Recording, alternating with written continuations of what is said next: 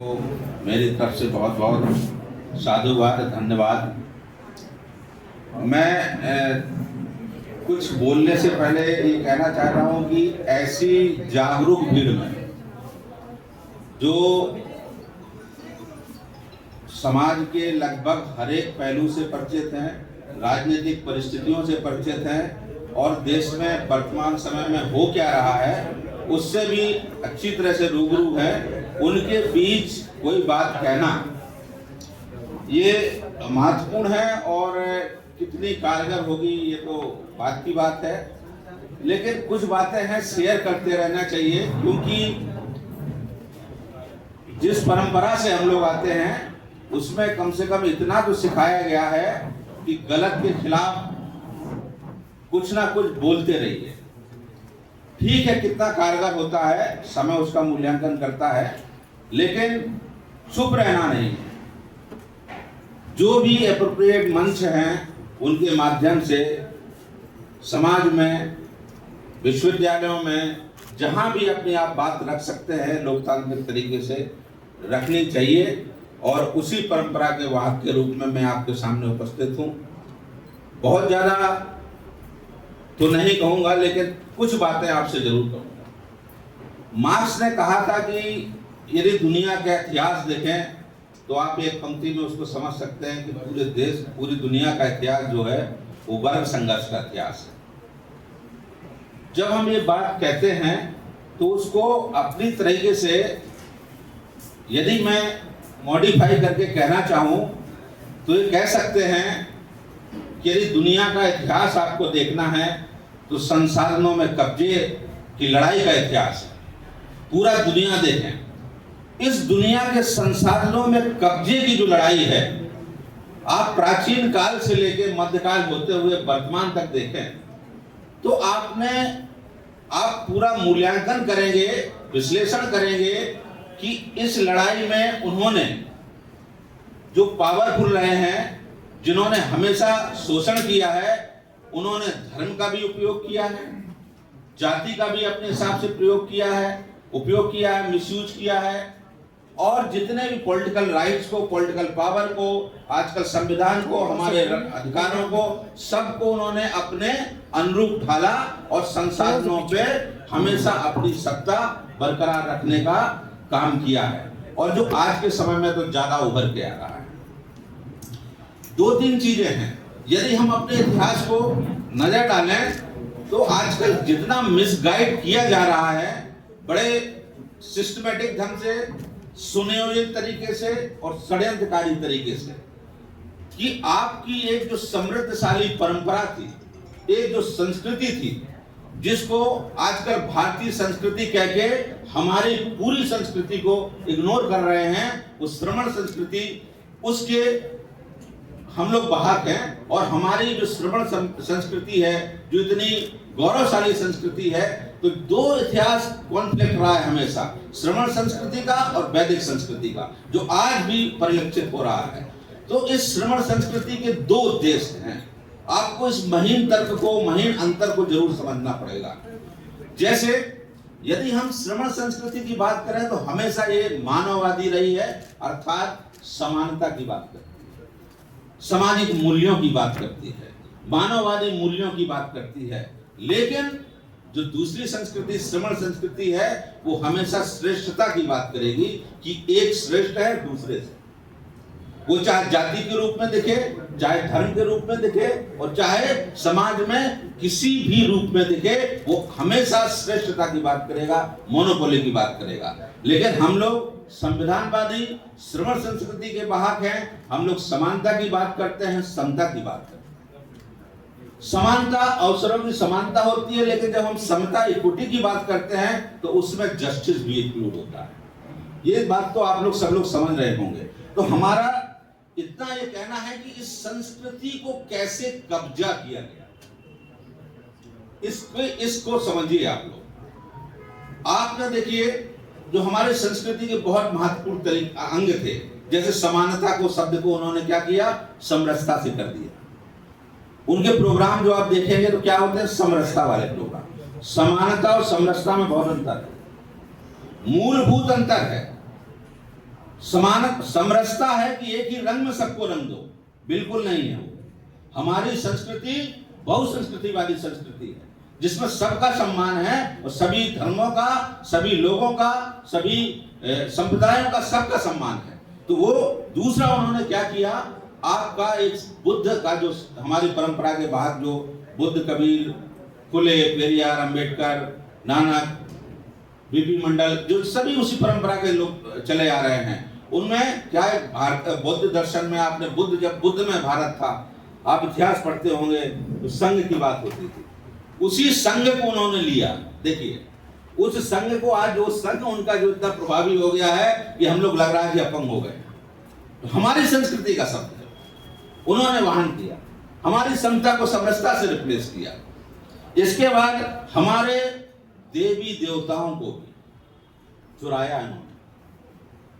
इतिहास गवाह है, इतिहासकार से पूछिए, पुरातत्व वेत्ताओं से पूछिए, जो बड़े बड़े आजकल इनके मंदिर हैं वो हमारे किसके मंदिर थे। वो हमारे बौद्ध मठों पे कब्जा किया और उनको मंदिरों में कन्वर्ट करके अपना मंदिर बताया।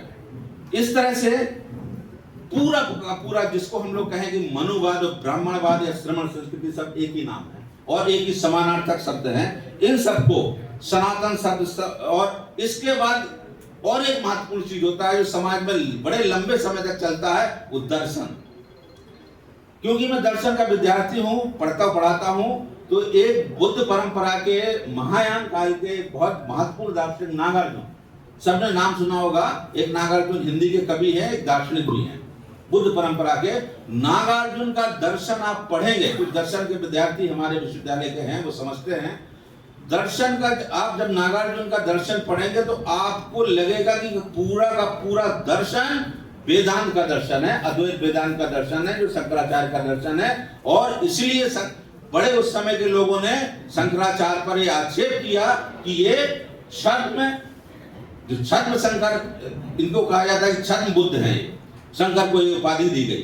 तो हमारे दर्शन को भी चुराया, हमारे हर चीज को चुराकर कब्जा किया। मैं कहता हूं कि कब्जा किया। और हमारे आज के समय में हमारे जो नायक हैं उनको भी चुरा रहे हैं। सबसे ज्यादा जयंतियां हमारे लोगों की मनाई जा रही हैं। क्यों मनाई जा रही हैं? समझिए, उनके पास पहली बार मैं आपके साथ बड़ी जिम्मेदारी के साथ कहना चाहता हूं कि उनके पास कोई नायक नहीं है। आप इतिहास उठा के देख लीजिए, किसको वो खड़ा करें समाज के लिए, जो कहे जिसने अच्छी बातें की हों, समाज को जोड़ने की बात की हों, उनके पास कोई नायक नहीं मिलेगा। तो नायक कहां से उठाएंगे? वो नायक हमारे यहाँ से ले रहे हैं और हमारे लोगों को ही बरगला रहे हैं और हमारे लोगों का ही शोषण कर रहे हैं। तो ऐसी चीजों से सावधान रहने की जरूरत है। संघर्ष बड़ा पुराना है, ऐसा नहीं कि अभी जो दिख रहा है इसके पहले नहीं रहा, ये रहा है और होता भी रहेगा। लेकिन एक जब देश स्वतंत्र हुआ, इतना आंदोलन हुआ, देश स्वतंत्रता के बाद जब भारतीय संविधान लिखा गया तो यह हुआ कि जब हम प्रजा से नागरिक बने और एक ऐसी व्यवस्था बनी कि जिसमें सिस्टम बनाया गया कि दो तरह का तंत्र काम करेगा, एक सत्ता का तंत्र और एक सिस्टम का तंत्र, व्यवस्था का तंत्र। हम लोग की गलती कहां हो रही है, जो मेरी समझ है, आप लोग सहमत हो सकते हैं, असहमत हो सकते हैं। दो जो सिस्टम बने लोकतंत्र को स्थापित चलाने के लिए, एक सत्ता का और एक सिस्टम बना। तो सत्ता में प्रतिनिधित्व दोनों की बात हो गई, संविधान में प्रतिनिधित्व दोनों को मिल जाएगा। जो पॉलिटिकल रिजर्वेशन जिसको आप आज के समय देखते हैं कि सत्ता में प्रतिनिधित्व होना चाहिए, तो है, लेकिन उससे कुछ हो नहीं पा रहा है। दूसरा जो सबसे महत्वपूर्ण बात, जहां बाबा साहब को मिसकोट किया जाता है, जहां वो बात कर रहे हैं, असली बात कर रहे हैं कि व्यवस्था या सिस्टम में जो प्रतिनिधित्व की बात है, जहां से हम सब लोग आप आए हैं, उस कम्युनिटी के लोग बैठे हैं, जिससे आप सब उस सिस्टम में, जिसमें आपको नौकरियां मिल रही थी, जिसमें आप पहली पीढ़ी दूसरी पीढ़ी से आगे बढ़ते हुए यहां तक आए हैं, वो सिस्टम में प्रतिनिधित्व। अब इस सिस्टम, केवल 70 साल की बात है, इस सिस्टम के प्रतिनिधित्व इनको इतना कष्ट पहुंचा कि अब उसको क्या किया जाए कि सिस्टम को कैसे हटाएं। बस उसी सिस्टम को हटाने के लिए, उसी प्रतिनिधित्व को खत्म करने के लिए पॉलिटिकल रिप्रेजेंटेशन की आप मांग कीजिए। मैं जिम्मेदारी के साथ कह रहा हूं, पॉलिटिकल सिस्टम को बढ़ाने के लिए तैयार है, क्योंकि पता है कि पॉलिटिकल सिस्टम आपको कुछ नहीं कर पाएगा। असली सिस्टम जो काम करता है वो हमारा आपका सिस्टम है, जो ब्यूरोक्रेसी का सिस्टम है, जो न्यायपालिका का सिस्टम है, जो मीडिया का सिस्टम है, जो नौकरियों का सिस्टम है, ये असली सिस्टम है। ये व्यवस्था काम करती है। पॉलिटिकल सिस्टम बढ़ाने से उनको दिक्कत नहीं है, सीटें बढ़ा देंगे, जो क्या सीलन परिशीलन होता है उसके हिसाब से सीटें बढ़ा देंगे, उनको कोई फर्क नहीं पड़ता। उनको पता है इतना पैसा है कि खरीद लेंगे आपको 2 मिनट में, आप कुछ बोल नहीं पाएंगे, कुछ ऐसा करेंगे आपका पूरे आजीवन आप हमेशा गुलाम बन के रहेंगे उनके। तो हमारी असली लड़ाई, चाहे वो बाबा साहब ने बड़े जिम्मेदारी के साथ कहा, मैं बाबा साहब को जब मैंने पीएचडी की और मैंने जैसे जैसे पढ़ा तो मुझे ऐसा लगा कि इस आदमी के पास क्या नहीं था, किस चीज का ज्ञान नहीं था, जो आज हम लोग सोचते हैं कि नहीं नहीं ऐसा नहीं होगा। तो जब सही में आप बाबा साहब की कुछ किताबें तो पढ़ रहे होंगे, लेकिन कुछ किताबें अभी भी नहीं पढ़ रहे होंगे, और वो थोड़ा रिसर्च बेस्ड किताबें हैं। और बाबा साहब को सबसे ज्यादा जो फ्रंट पे लाया, जो इस दुनिया में सबसे ज्यादा परिचय करवाया, वो मैं ये कहना चाहता हूँ, सबसे ज्यादा इसमें रोल जो है हमारे विदेशी जो रिसर्चर हैं उनका है। ये आपको खराब लग सकती है बात, लेकिन सच्चाई है। असली बाबा साहब की स्टडी, असली जो उनका फिलॉसफी है, असली जो सोच है, उन्होंने उसको रिसर्च के माध्यम से आगे लाया, फिर हम लोगों ने भी किया। कुछ भारत के भी लोग हैं, ऐसा नहीं है कि एकदम नकार दें, लेकिन उसमें भी जब बाबा साहब बार बार कह रहे हैं कि मैं बुद्ध, कबीर, पेरियार, ठीक है, की परंपरा का हूं, ये मेरे गुरु हैं, इसके बाद कहते हैं मेरे व्यवहारिक जो गुरु हैं असली, उसमें बात करते हैं, जिसमें नाम सुना होगा आपने जॉन डीवी का। जॉन डीवी की बात करते हैं, जॉन डीवी के साथ साथ वो सेलिगमैन की बात करते हैं, हार्वी रॉबिन्सन की बात करते हैं, लेकिन सबसे प्रिय जॉन डीवी। जॉन डीवी के स्टडी को आप पढ़ेंगे और आप लगेंगे कि वो क्या बात करना चाहते थे इंडिया की जो हमारी कम्युनिटी है उसको। जब वो एड्रेस कर रहे हैं तो वो उनको परेशानियां पता हैं, वो लिमिट्स पता हैं कि कैसे इनको डायलॉग करना चाहिए, उस बात को फोकस कर रहे हैं। और जॉन डीवी का जो अर्थ क्रियावाद है, जिसको एक दूसरी भाषा में व्यवहारवाद या व्यवहारिकता के रूप में आप कह देते हैं, थोड़ा अंतर है, लेकिन अर्थ क्रियावादी प्रेगमेटिज्म, जिसका सबसे अच्छा शब्द है प्रेगमेटिज्म, का सिद्धांत देते हैं। अब ये सिद्धांत को ही हम लोगों को आगे ले चलना है, चाहे जो भी आंदोलनकारी हो, चाहे वो विश्वविद्यालय के हो, चाहे हमारे विद्यार्थी हो, और चाहे सामाजिक लोग हो, जो बात करते हैं, तो कम से कम बाबा साहब के उस प्रिंसिपल को और उस टेक्नोलॉजी को, उस मेथड को जरूर जानना चाहिए। और हमको वो सिखाते हैं कि ढाक के 3 पात नहीं होना चाहिए, रिजिड नहीं होना चाहिए, हमको जबरदस्ती अपनी चीज को थोपना नहीं चाहिए। हमको देखना है कि हमारे समाज का ज्यादा से ज्यादा लाभ, ज्यादा से ज्यादा उनको बेनिफिट किससे मिल सकता है। तो आप 2 स्टेप आगे करके एक स्टेप में समझौता के लिए भी तैयार नहीं है। केवल आमूलचूल परिवर्तन हो जाएगा, केवल कह देने से नहीं होता, उसका एक प्रोसीजर फॉलो करना पड़ेगा, जिसको प्रैग्मेटिज्म के रूप में यदि भारत को देखें तो संविधान जब आप पढ़ते हैं तो संविधान में आपको लगेगा, जो आपने साइमन कमीशन पढ़ा होगा, गोलमेज सम्मेलन पढ़ा होगा, कि बाबा साहब कैसे डायलॉग कर रहे हैं और कैसे कैसे समझौता मान रहे हैं, किस किस चीजों में वो एक्सेप्टेंस दे रहे हैं अपनी, और कहां कहां उनकी चीजें नहीं मानी जा रही हैं। लेकिन क्या वो छोड़ के चले आए थे? ऐसा तो नहीं था, उन्होंने उन बातों को स्वीकार किया था और उसको अमेंड करते हुए और ज्यादा से ज्यादा लाभ पहुंचाया। 20 साल पहले ऐसा लगता था कि केवल बाबा साहब, पेरियार, फुले, ये सब एक ही कम्युनिटी के नेता हैं। बाबा साहब खास तौर से माना जाता था कि केवल एससी के नेता हैं। लेकिन जैसे जैसे बाबा साहब को पढ़ा गया, उनको जाना गया, उनको नहीं भैया ये सबसे बड़े नेता हैं, समाज के नेता। तो सब लोगों ने बाबा साहब की एक्सेप्टेंस स्वीकार की, ये हमारी बड़ी जीत थी। अब मैं आता हूं कि इस पूरी व्यवस्था को, जो संवैधानिक व्यवस्था थी, इसको कैसे कैसे खत्म करना है। संविधान व्यवस्था में 2 अधिकार थे सबसे बड़े, एक शिक्षा का जिसको कहें, और एक वोट डालने का, जिसमें हम एक शब्द सुना होगा, डिग्निटी, संविधान के प्रस्तावना में भी लिखा है कि मानव गरिमा के साथ कुछ नहीं होगा। तो मानव गरिमा को कायम रखने के लिए जितना भी हो सके संघर्ष को करना चाहिए। वो डिग्निटी का प्रश्न जो है, तो ये क्या कर रहे हैं कि जो हमारा जो संवैधानिक व्यवस्था थी उसको कैसे पलीता लगाएं, उसको कैसे खत्म करें। तो शिक्षा को तो उन्होंने धीरे धीरे देखिए डेमोलिश किया। सबसे बड़ा विरोध जहां पे होता था वो विश्वविद्यालय थे,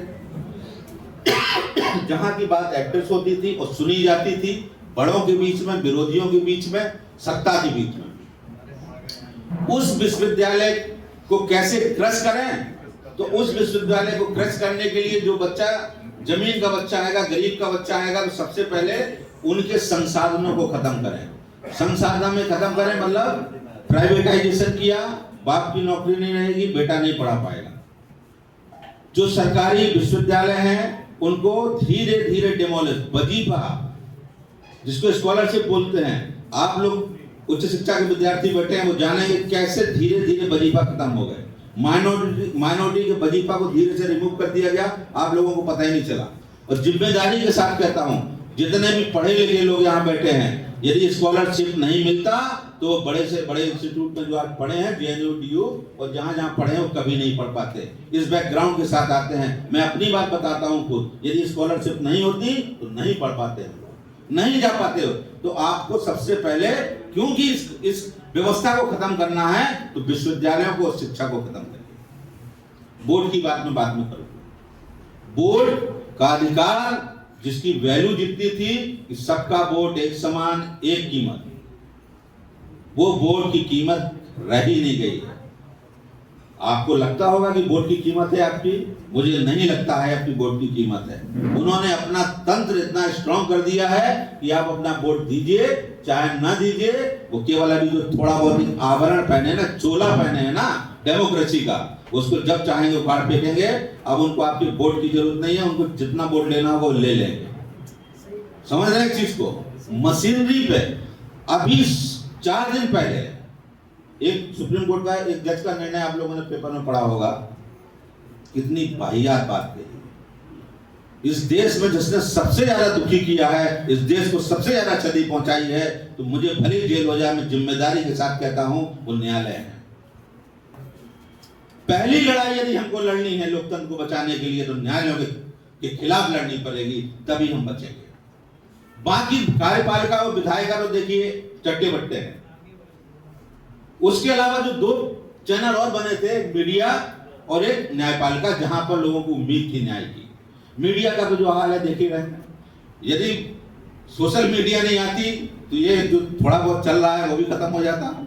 मेन स्ट्रीम मीडिया का जो हाल है, और जो सबका रक्षक के रूप में समाज में एक्सेप्टेंसी न्याय व्यवस्था की, वो जो सरकार की गुलामी।